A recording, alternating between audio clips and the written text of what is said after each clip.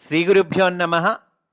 శ్రీరామకృష్ణ పరమహంస గారు మనలో మార్పును తీసుకువచ్చే ఎంతో గొప్ప ఆధ్యాత్మిక విషయాన్ని చిన్ని కథల ద్వారా మనకు ప్రసాదించారు.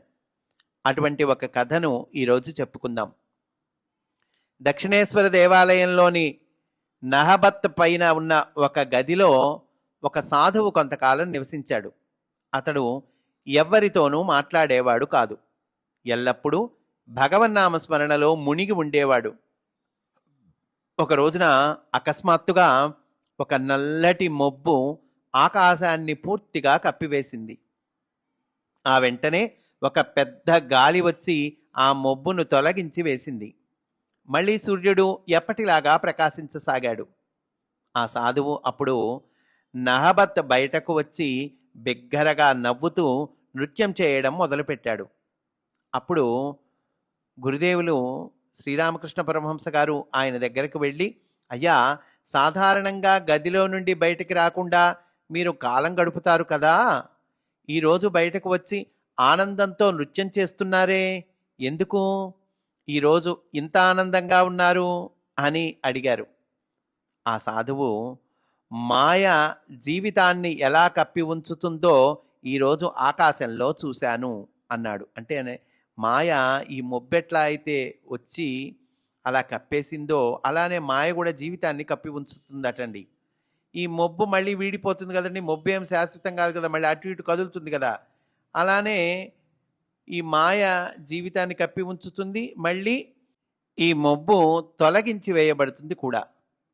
గురుదేవులు మాయా స్వభావాన్ని వివరిస్తూ పై సంఘటనను చెప్పి ఇంకా ఇలా అన్నారు.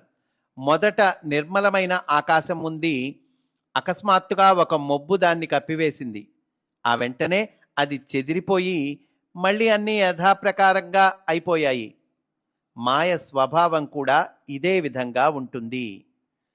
మాయను ఎలా వదిలించుకోవాలో గురుదేవులు ఈ క్రింది కథ ద్వారా వివరించారు.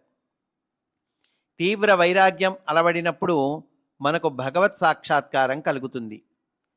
కామకాంచనాలే మాయా. కామము అంటే కోరికండి, కాంచనము అంటే బంగారం అనే కాదు, డబ్బులు అన్నీ అనుకోవచ్చు మనం. కామకాంచనాలు ఈ రెండు అదే మాయ. మనం ఎప్పుడు ఈ విషయాన్ని తెలుసుకుంటామో అప్పుడు మాయ మనల్ని వదిలి పారిపోతుంది. ఒకడు పులితోలు కప్పుకొని మరొకడిని భయపెట్టడానికి ప్రయత్నించాడు. అయితే వాడు బెదరకుండా, ఒరే హరి, నువ్వెవరో నాకు తెలుసులేరా, వేషం వేసినంత మాత్రాన నిన్ను కనిపెట్టలేనా అన్నాడు. దానితో ఆ పులితోలు కప్పుకున్నవాడు నవ్వుతూ ఇంకొకడిని బెదిరించటానికి వెళ్ళిపోయాడు అని మాయను ఎలా వదిలించుకోవాలో గురుదేవులు వివరించారు. అంటే భక్తి జ్ఞాన వైరాగ్యాలు ఇవి కలిగినప్పుడు మాయ మనల్ని వదిలి పారిపోతుందండి. ఇప్పుడు ఆ పులితోలు కప్పుకున్నవాడిని వీడేమన్నాడు, నువ్వెవరో నాకు తెలుసులేరా అన్నాడు కదండి. అప్పుడు ఇంకా వాడు వెంటనే ఇంకొకడిని బెదిరించడానికి వెళ్ళిపోయాట.